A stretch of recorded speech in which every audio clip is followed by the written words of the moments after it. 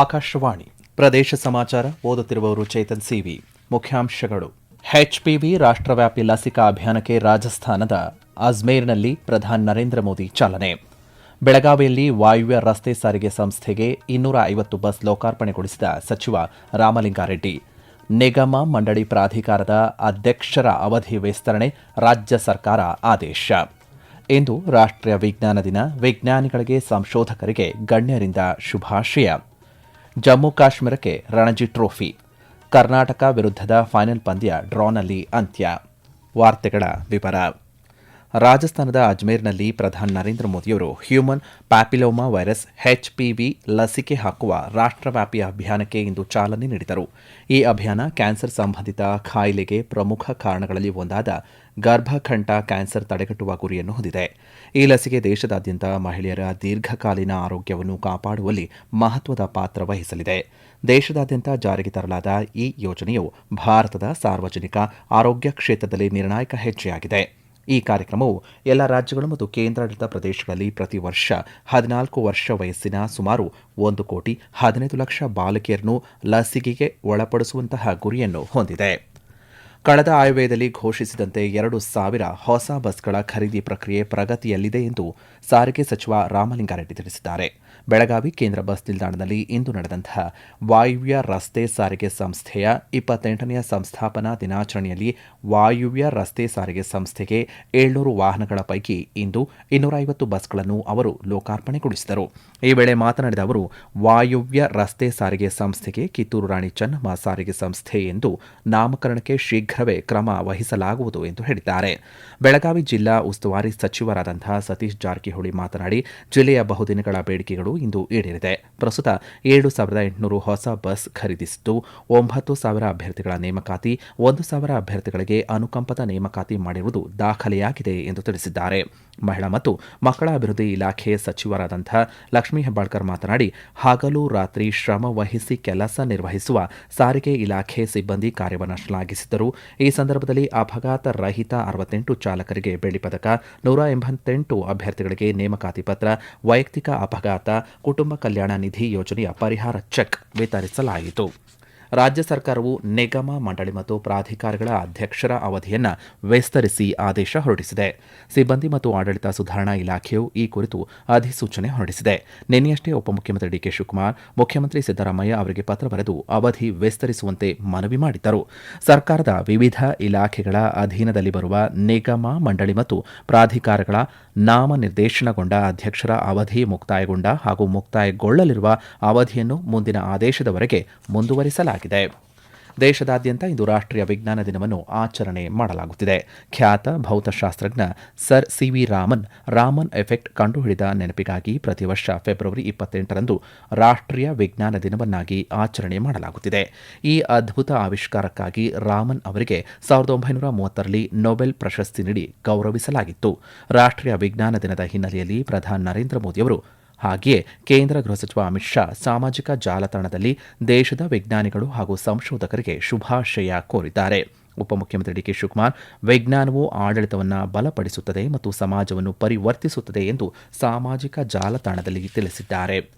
ರಾಜ್ಯದೆಲ್ಲೆಡೆ ದ್ವಿತೀಯ ಪಿಯುಸಿ ಪರೀಕ್ಷೆ ಆರಂಭವಾಗಿದೆ. ಈ ಬಾರಿ 7,10,000 ವಿದ್ಯಾರ್ಥಿಗಳು ಪರೀಕ್ಷೆಯನ್ನು ಬರೆಯುತ್ತಿದ್ದಾರೆ. ಶಿಕ್ಷಣ ಇಲಾಖೆ ಸುಗಮ ಪರೀಕ್ಷೆಗಾಗಿ ಸಿದ್ಧತೆಯನ್ನು ಮಾಡಿಕೊಂಡಿದೆ.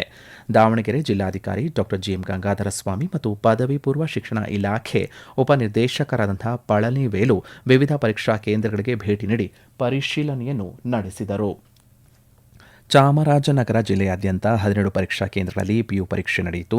ಎಲ್ಲ ಪರೀಕ್ಷಾ ಕೇಂದ್ರಗಳಲ್ಲಿ ಸಿಸಿಟಿವಿ ಕ್ಯಾಮೆರಾ ಅಳವಡಿಸಲಾಗಿತ್ತು.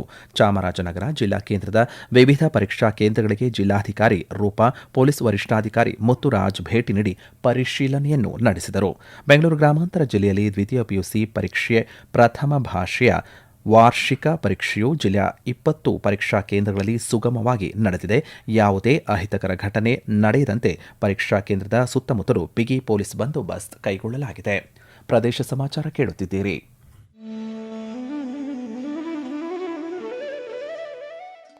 ನಿಮಗೆ ವರದಿಗಾರಿಕೆಯ ಕೌಶಲ್ಯವಿದೆಯೇ? ನೀವು ಸುದ್ದಿಯ ವಾಸನೆ ಗ್ರಹಿಸಬಲ್ಲಿರಾ? ಹಾಗಿದ್ದರೆ ಆಕಾಶವಾಣಿಯ ಪ್ರಾದೇಶಿಕ ಸುದ್ದಿ ವಿಭಾಗಕ್ಕೆ ಸೇರಿಕೊಳ್ಳುವ ಅವಕಾಶ ಇಲ್ಲಿದೆ.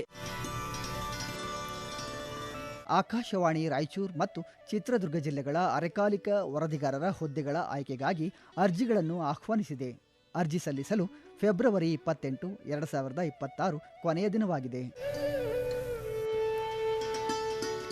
ಹೆಚ್ಚಿನ ವಿವರಗಳಿಗೆ ನಮ್ಮ ಫೇಸ್ಬುಕ್ ಪೇಜ್ ಆಕಾಶವಾಣಿ ವಾರ್ತೆ ಕನ್ನಡ ಅಥವಾ ಎಕ್ಸ್ ಖಾತೆ ಮತ್ತು ಇನ್ಸ್ಟಾಗ್ರಾಂ ಖಾತೆ ಆಕಾಶವಾಣಿ ನ್ಯೂಸ್ ಕನ್ನಡವನ್ನು ಸಂಪರ್ಕಿಸಬಹುದು.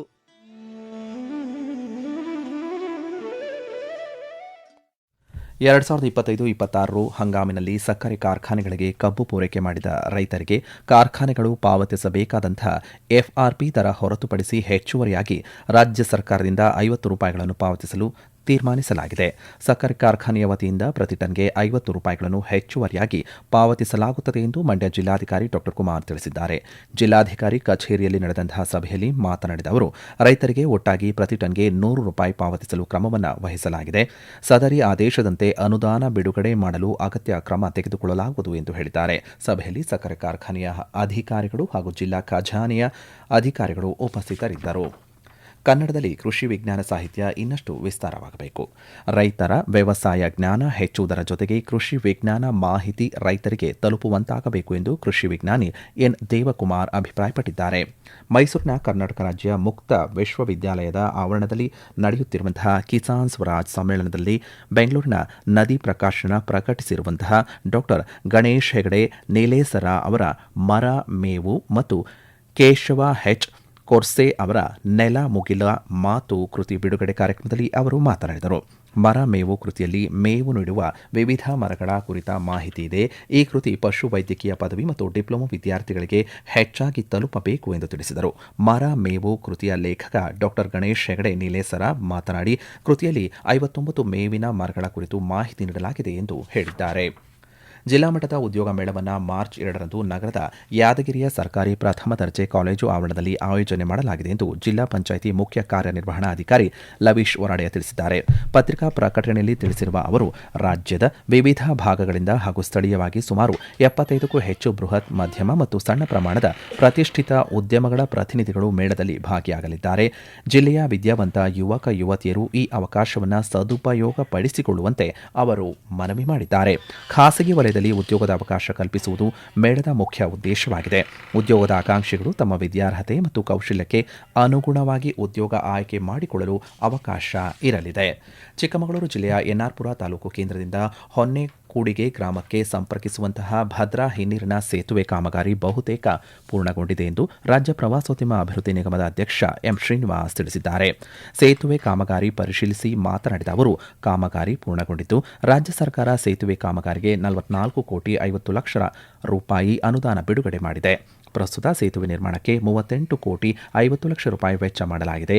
ಈ ಸೇತುವೆ ನಿರ್ಮಾಣದಿಂದ ಹೊನ್ನೆಕೂಡಿಗೆ ಮತ್ತು ಸುತ್ತಮುತ್ತಲಿನ ಗ್ರಾಮಸ್ಥರಿಗೆ ಕೇವಲ 5 ಕಿಲೋಮೀಟರ್ ದೂರದಲ್ಲಿ ಪಟ್ಟಣ ತಲುಪುವ ಸಾಧ್ಯವಾಗಲಿದೆ ಎಂದು ಹೇಳಿದ್ದಾರೆ.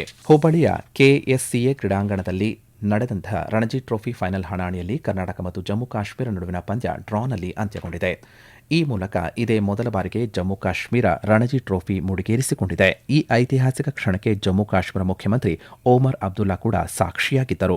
ಪಂದ್ಯದ 5ನೇ ದಿನವಾದಂತಹ ಇಂದು 2ನೇ ಇನ್ನಿಂಗ್ಸ್ನಲ್ಲಿ ಆಟ ಮುಂದುವರಿಸಿದ್ದ ಜಮ್ಮು ಕಾಶ್ಮೀರ 342 ರನ್ ಗಳಿಸಿದೆ.